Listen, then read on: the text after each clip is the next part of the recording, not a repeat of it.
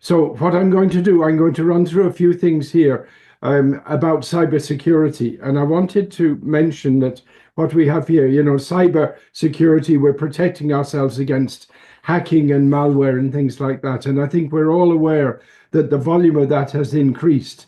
There seem to be a number of countries that do it all the time. And much more, it's almost like having a war the whole time. And every now and then we're hearing of complete districts that have been closed down, or complete hospitals, or things like that. So it's something that we have to take seriously. And to get things moving, we need things like encryption and firewalls and things like that. But we also need training, because some of the breaches of information or access are by people. So I give a case that was very prominent here in Switzerland, where I am. The main railway line runs between Bern, which is the capital, and Zurich, which is the biggest city. And there was a guy in the army who was sitting in the first class coach, and he had a big long telephone call about security issues in the army sitting in the train. Now, if you wanted to meet everyone in Switzerland, you would be on that hour of journey, because that's between the two main cities. And it was nothing to do with technique or equipment or encryption or anything like that. So training is very much part of it as well. And then one of the reasons we do it, it's a bit like insurance. We just have to do it. If you don't do it, it can end up costing a lot of money. And in particular, if there's no proper protection, you get situations where companies they just don't have the continuity and they go out of business. So that's what we're talking about in cybersecurity. And what we're going to learn here, one of the things that we need to do is, and I'm going to highlight these, we're obviously not going to go into very much in half an hour or three-quarters of an hour, but a few sort of headlines that are important. So we have to have clear objectives about what are we trying to do in our cybersecurity. Because if we don't, then we won't achieve anything. That's the way it goes. And then we need stakeholder engagement, because if stakeholders are not there, and you say to somebody, you're an experienced manager, you go out there and you sort it all out. And that person goes around from one person to the other, and they all say, I'm terribly sorry, I'm too busy to talk to you this week. And you can't do it on that basis. You've got to have people at a higher level who say, when this guy comes, you talk to him. So that there's got to be in buy-in, and that's true for anything in business. And then risk management is particularly important, because in the cyberspace, things change very quickly. So, for example, it could be found out that there's a particular weakness in an app, and then that goes out on the internet, and within 20 minutes, a lot of people have been attacked. So you can't be in a situation where you think, well, we look at this once a month or something like that. It's far more dynamic than it might be in a lot of other environments. And then, of course, everything we'd like to do takes time and money, and cybersecurity doesn't really earn you any money. It just protects your continuity. So obviously people have budgets, and they say, well, I want it done by this time, and I'm not going to spend more than that money, and so on. So if we're going to do things, we have to do them in a very targeted way. And then we can also learn from major situations. I give you one that I met, was the 9/11 event.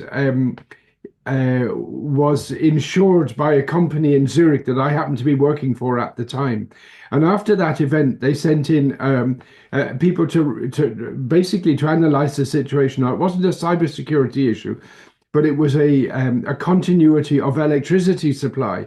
And they had two electricity supplies to their office in New York. And when you followed the wires back, they both came to the same transformer. So they were not independent. So it looked like it was independent, but it wasn't. And those sort of things happen. So you've got to, we need to be really very critical about how we go through things. So those are my headings that I'm going to go through. And I'll go through them we'll go as far as we can. We may not get through all of it. But if we follow that, and if there's more to be done, well, then we can do it another time, maybe. So the first thing I have there is clear objectives, and anything that happens in life, if we want it to be done, we have to have an objective, particularly in business, because there obviously, we're surrounded by dozens of things that need to be done, and they have to be picked out and say, now this one definitely has to happen. So what are we trying to do with cybersecurity is protect systems and data. And what I could have said there and didn't was that we would also ensure business continuity, you know, because if the data is attacked or it takes too long to put it back up again, or we lose it, or we never tested our restore processes or things like that, we run into a problem. There was a case in Ireland about 2 years ago. I was actually very close to it, that the airline had all its data outside the country, and somebody somewhere apparently cut into a cable, and the entire passenger data went missing. So I was actually on a flight at that time. And when we landed, we couldn't go into the airport because the previous plane hadn't moved away because they'd lost data. And I can't understand even now how it would happen that an airline would have a system that would, break down under those circumstances, and that there must have been some learning there that was never brought out in public. So then projects can fail because you have vague goals, because somebody might say, oh, we have business requirement, but you've got to break it down and say, well, to achieve that, we need this and this and this and this and so on. And then, as I mentioned, security is a moving target because things change literally by the hour in this line of business, and you get new approaches. I got one last week that was new to me. Somebody said, oh, hi, Jasun, just quickly give me your phone number. And I don't know who it was, and if I were busy, I would probably put in my phone number and responded. I have no idea who it was. So the old way of doing things is that if we're going to have objectives, we tend to think in terms of predictive. I want this service, or I want, that backup working properly, or we need to issue new keys or passwords or management or whatever it is that we do. And we tend to say to people, well, how long will that take? And by the way, what will it cost? And my belief is that the answer is always, at the very best, an untruth. And at the worst, it's a lie. Because what people do is they don't actually know how long it will take. They make a guess, and then they add something to allow for the fact that they're going to be interrupted in their work. And then and then they get interrupted even more. So at the end of the day, doing it this way, saying, what are you going to do? And then people coming in and having a deadline, and so it doesn't work. And that was the reason why agile project management was conceived of. And if you think about it, we do in agile, instead of having a fixed scope and they just keep going until we're finished, in agile, we pick out an amount of time and we say, right, you've got 3 weeks or a month or something to do something. And when we get there, then we see where you've got, and then we reprioritize. So in the cyber area, I would say that it's virtually not predictable. You start off in a company and you say, okay, what are our aims? And even to work out what our aims and objectives are is a fluid thing. And then you don't know how quick it's going to be. And then when you start looking at the details, you might find that some bits are far more expensive or slower to do than others and things like that. So I don't think that cybersecurity can be very readily addressed by a predictive project. I don't think it can. So from that viewpoint, agile is better. You say, right, we have, let's say we have every month, and this is what we want to do. And at the end of the month, we see what we've done and we reprioritize. And in the meantime, all sorts of things might have happened. And then we need to get agreement around the company which of these two we're using. Because if people who are, they say, oh yeah, we're using agile, but they don't know what it is, then it doesn't work either. And because it came into being around the year 2000, I think, Mukund, you told me, it was 2001, something like that, because of that, the older people don't know about it because they never did a course. And the more senior they are, the less they need it because they're so senior. So the result is people don't actually know what it is. So one of the things that I would be saying is that if you're going to have objectives, that a good way of managing them would be agile. So you have a time box which is fixed. You've got so much time, and then you do as much as you can, and then you reevaluate where you are. And in the meantime, things may have changed. Something may not have worked very well. You've got some more information, and availabilities and all those sort of things, and then you reprioritize for the next month what you're going to be working on. And if you think about it, that's what we do in a research project as well. We say, we don't know where it's going to lead to, but we've got 6 months, and we've got 50,000 euro or whatever. And we know the broad area that we're going in. And the only thing you can say is that at the end of that time, you will get a report. But you stop when the time and money runs out. And then you decide where to go next. So it's a method that, we use it anyway. So what I did is I picked out a few examples around the internet, and I just asked the question. We don't need to read every one of them, and there's only a few bullet points on them here. But in this particular one, there was a ransomware attack, this Colonial Pipeline thing, and somebody had multi-factor authentication which wasn't working, so somebody had switched it off, which is very easy to do, and then the result of that was several millions of a ransom payment. So it's really, really expensive stuff. And one of the questions is, did they have their objectives clearly defined? Now, I don't know. I wasn't there, and we could have a good big discussion about it. But one of the discussions would be to make quite sure that we have control of our access to our systems. So let me move on to the next topic. Is stakeholder engagement is something that we need. And I think it's true for any business environment. When you want things done, if the people at the top support it, it will happen. Now, the way they support it could be different ways. They might say, "Oh, this is it. I'm very much in favor of this particular thing, whatever it might be." Or it could be, I don't know if this is true, but in Hewlett-Packard long ago, Hewlett and Packard, they started the company. And what I heard was that they used to tell fairy stories. And they say, did you hear the occasion when Hewlett and Packard, they did this, that, and the other thing, and then something happened? So it was told like a story. But what it was really saying was, look, this is the way we work in this company. And it got the message out there. And if we don't have stakeholder engagement, we get a situation where we can't make things happen. And some of these examples that I've got, the problem with them is that they took too long to implement. Somebody knew what cybersecurity action they needed to take, and it took too long. Now, I had a case within the last week where somebody wanted to talk to me, and it cost 15 emails. Hello, are you there? Yes, I am. When are you free? Well, oh no, that doesn't suit. Or tell me, you're a different time zone, and so on and so on. And unbelievable. And then, all of that was so that we could talk for half an hour.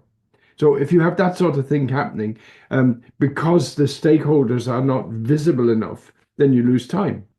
And we've already said time is an issue.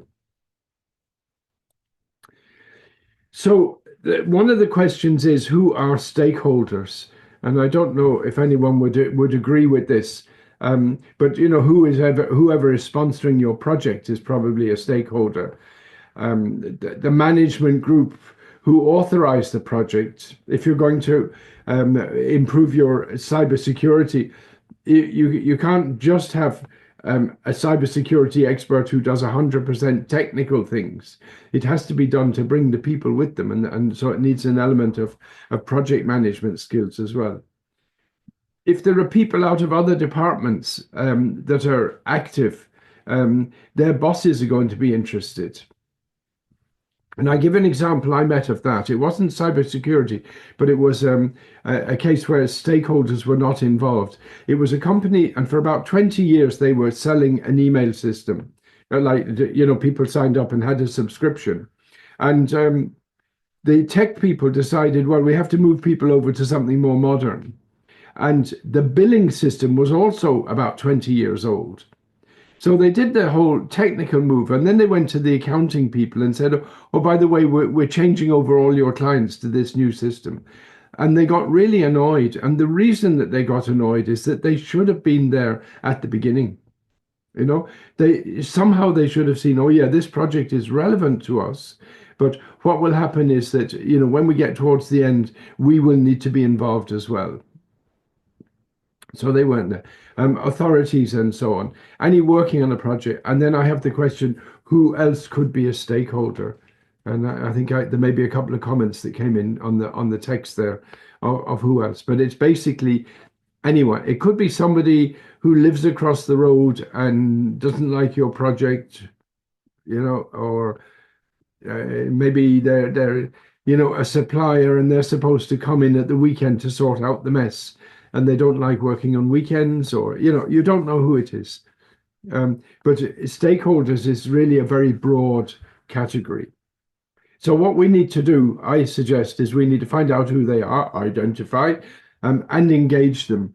And you can't assume that people are automatically engaged. I had a case where there was a guy working with me in a group, and he was a techie guy, and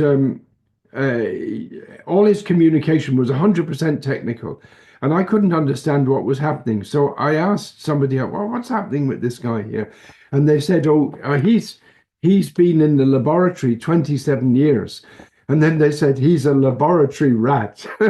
And his communications were 100% technical. So if he had results, he put them on the table and he said, well, that's it. There's no discussion because that's the results. But people don't work that way. There's going to be somebody near who doesn't understand that business or needs convincing or so. And to think, well, I'm giving you technical and it's your job to understand me.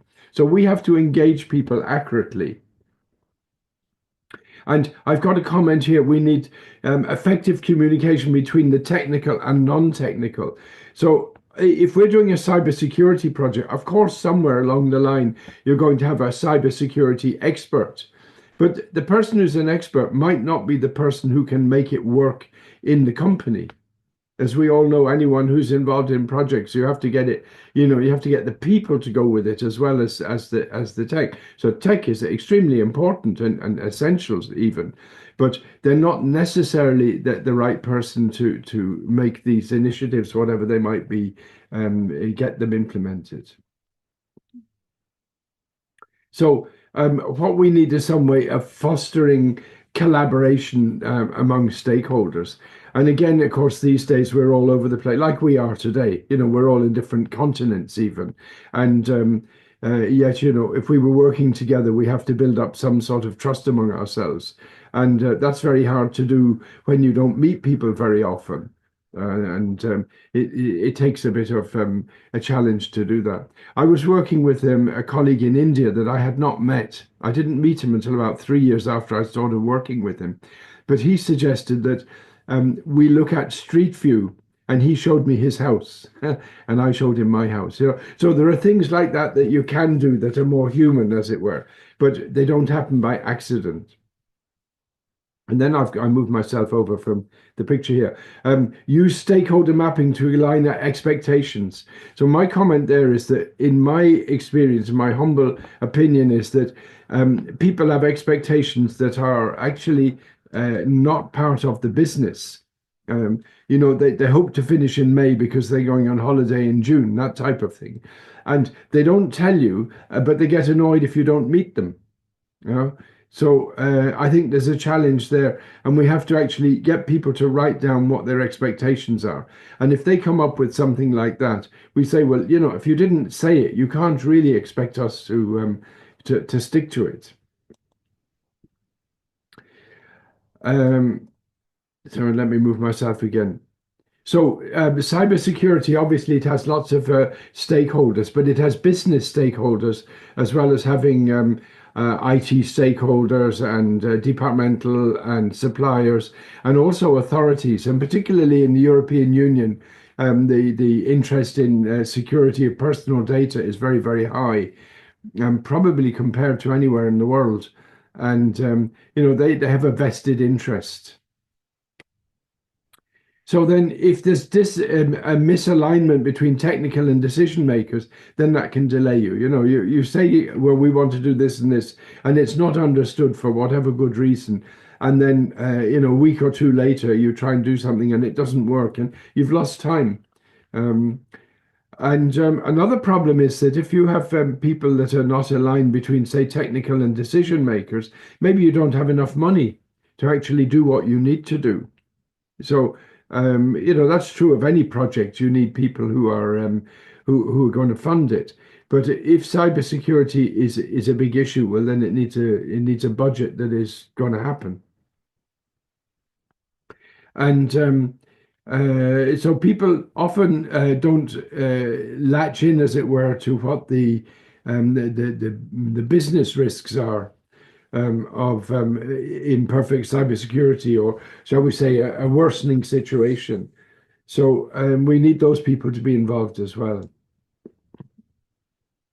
So I picked out again a couple of examples here, talking about where the stakeholders engaged actively. So this particular one, attackers exploited an unpatched vulnerability. Okay, that was, yeah. The IT security team failed to communicate the urgency. So the failure there is not a technical failure in that sense. They would say, hey, we've got a problem here.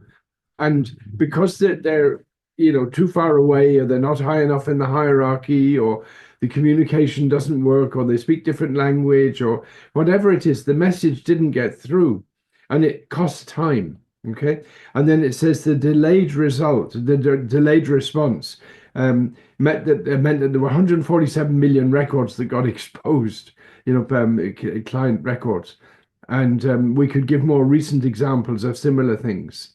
There are plenty of those sort of things happen. So if the stakeholders are engaged, then they're very close to the project. And if something like that happens and they say, we just found this, then the message goes right to the top very quickly. So the third area that I wanted to talk about is risk management. And I mentioned earlier that a thing with risk is that the risk is changing the whole time. And because of that, the method of handling risk is always the same. You look at that, you look at your situation and you say, what are all the things that could be risky? And then you ask people and you get extra ideas. And then you have checklists and, brainstorms and all that sort of thing. And you get a big list of potential risks. And the sort of risk that can happen here in the cybersecurity area, it can mean that data goes out that shouldn't. There was a case in the north of Ireland last year, I think it was, in the police, and somebody asked a public question about who the police were or something. But anyway, whatever the thing that caused it, they put up on the internet the entire name and address of all the police, including their home addresses, all on the internet. And then somebody spotted it and took a picture, and then the police spotted it and they took it down, but it was too late. So those sort of things can happen. And somebody somewhere was asking for legitimate data, probably, but just the wrong button got pressed. So I think it says here we need to integrate our risk management or into our project planning. So the traditional projects, the way that I've always seen it, is you do a project and you've got these deliverables and you've got phases and all that sort of stuff. And then you do risk management and you say, oh yeah, we need to do this and this, but somehow it never ends up on the bar chart. It sort of somehow happens without additional space or time. And that's one of the good things of Agile, is that the things that need to be done, they're on the backlog, and if they need to be done, and well, then you pull them out and say, please do that one. So the risk management with Agile tends to be better. And also, it's traditional in the Agile world to have maybe a daily stand-up meeting to see where we are. And the purpose of that meeting is specifically to say if there are any issues that came up since the previous day. So if you have a risk that comes up, it goes right to the top immediately. Well, within a day anyway, which is better than let's say we meet every, twice a month or something like that, which isn't fast enough for this environment. So then what do we do? So we can plan for contingency. So contingency says if such and such happens, that's what we're going to do. And people talk about plan B and so on. And we can leverage from lessons learned. I mean, there are dozens of lessons out there, things that we say, oh, gee, I better not make that mistake. And ideally, as you go along, you learn and you feed it back into the way that you operate.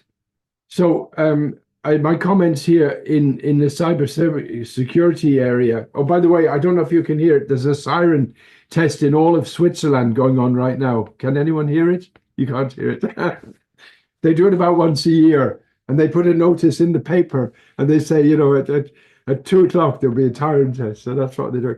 Anyway, the threats evolve rapidly. We all know that somebody spots something, it's gone, and they go straight in there. And even in the old days, I remember I was going to Slovenia actually one time, and I was on the train in Zurich, and I lost my wallet.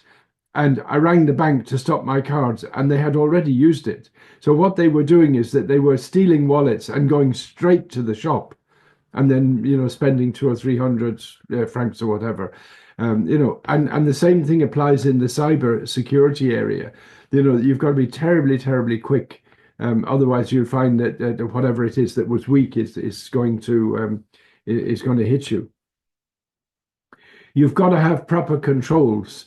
You've got to have properly documented who has access to that and has that been tested, and all that sort of stuff has to be there.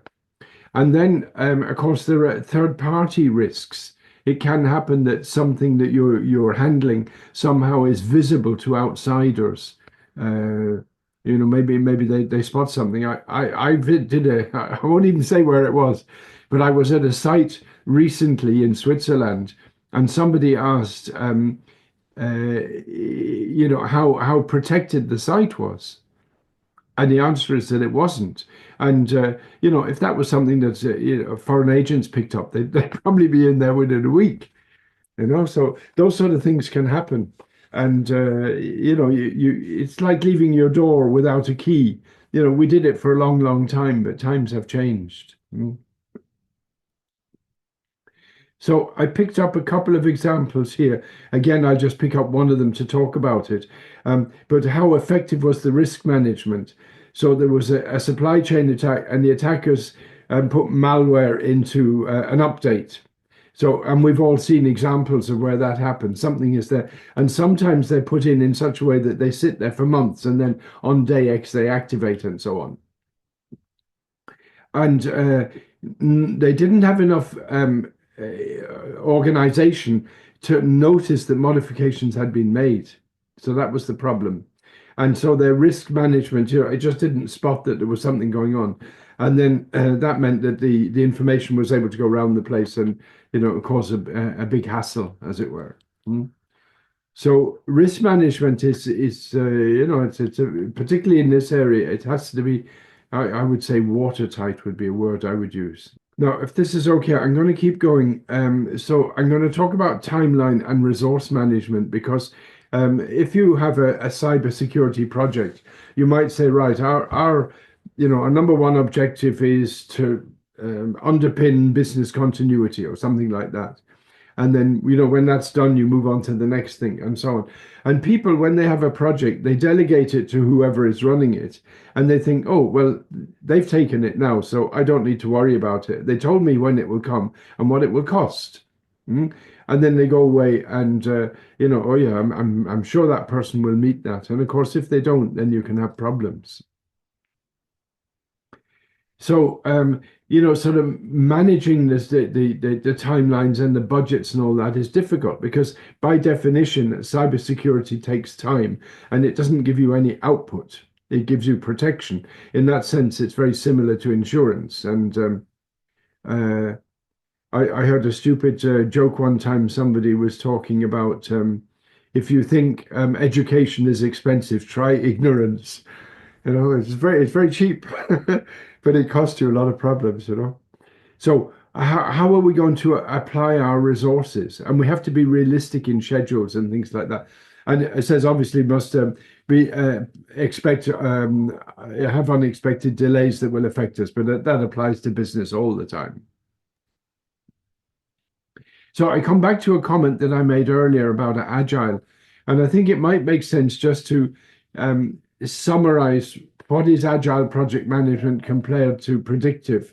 Um, if we know it, I apologize that if I'm repeating things that you know.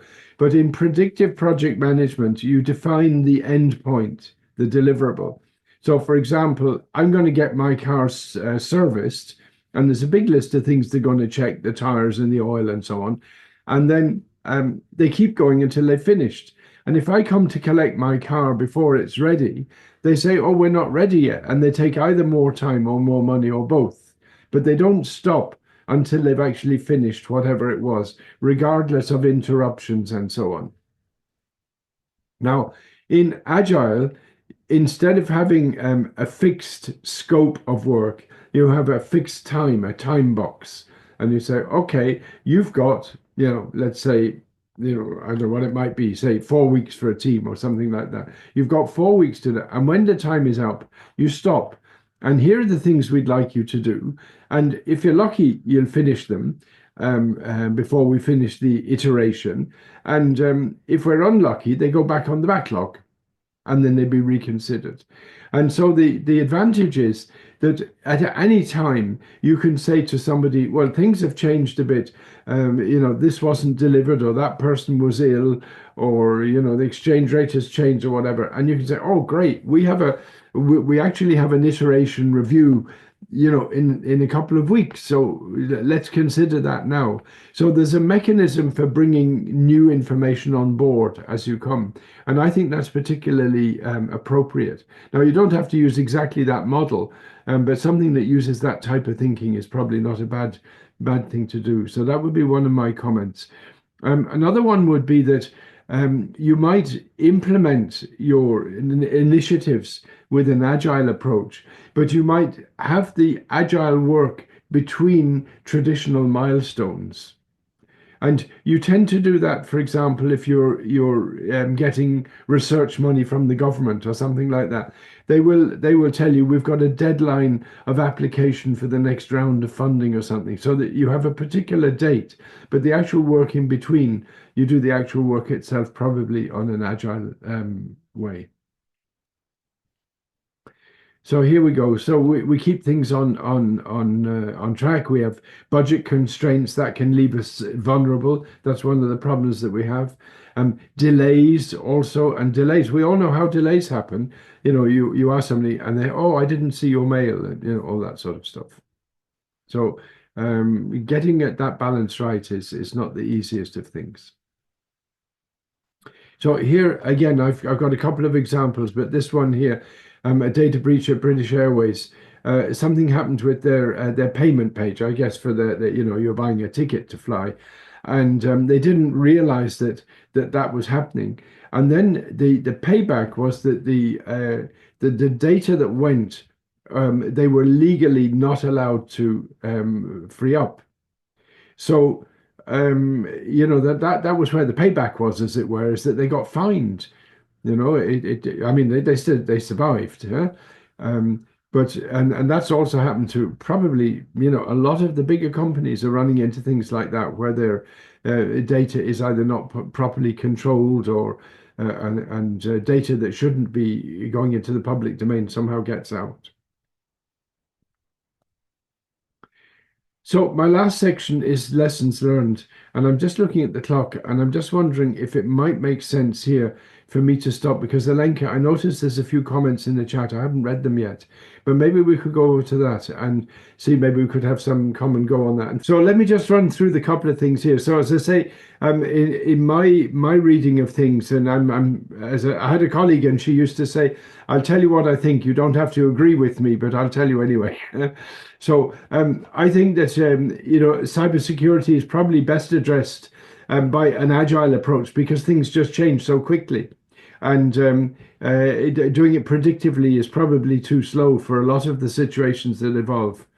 And then another thing is that training to the individuals is part of it.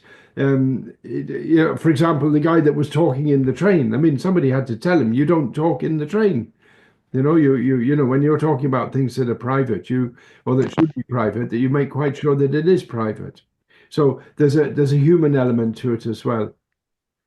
A few other things that I'd say: security needs to be built into projects. Okay, collaboration between functions. Yeah, regulatory compliance. That's definitely part of it, particularly with personal data and so on. Um, Effective communication. So in our company, I like to think that we have good communication, and there are three of us online now, and we're all in different places, and so I think we probably live that one. We try to do it, and then we've got over here. I'm going to move that again. So we need to training, and user awareness is essential. You can't get away without that. And then lessons learned. Actually, there's a thing that I'm hearing here is that lessons learned should be machine readable, and then they can be targeted by the artificial intelligence. So when you're doing a new project, you say, "I'm doing this, that, and the other project. What should I do?" And it will dig into the lessons learned, the traditional lessons learned. So what we're doing is we're offering a workshop on this sort of same topics, but much more time and an opportunity to go into them and to actually work out what an individual is going to do. And what I suggest is that if you're interested at all, you just take a quick photograph of that page, and then you'll have the code, and then you'll be able to go in for that. It's probably for individuals. That they come, and they might say, well, I don't want to, because I don't want to say in public what our issues are and so on. So there is that element of confidentiality. But if anyone is interested, we're running that at the end of the month. But going into the topics that I've been brushing into now, but in 2 half days in a row. And questions and answers, I think we've had, and that's the phone number.